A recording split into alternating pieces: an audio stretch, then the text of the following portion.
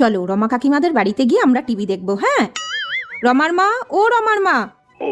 হ্যাঁ বলো, আমাদের টিভিটা না দুদিন হলো খারাপ হয়ে গেছে, আর ও খুব কার্টুন দেখবে বলছে, একটু দেখতে দাও না। টিভি দেখবে? ঠিক আছে এসো, এখানে বসি। হ্যাঁ বাবা, নাও দেখো। দেখো এই সুন্দর কার্টুনটা হচ্ছে। মা বেটা টিভি দেখতে এসেছে, সব সময় এখানে চলে আসা। দাঁড়াও দেখাচ্ছি মজা। লাইনটাই অফ করে দিই, তাহলে মা বেটা আর টিভি দেখতে পারবে না। দেখো এবার কত কার্টুন দেখবে। কারেন্ট চলে গেল তো, তোমরা আর কি করে টিভি দেখবে? এ বাবা, কারেন্টটা চলে গেল। যাও তাহলে বাড়ি চলে যাও।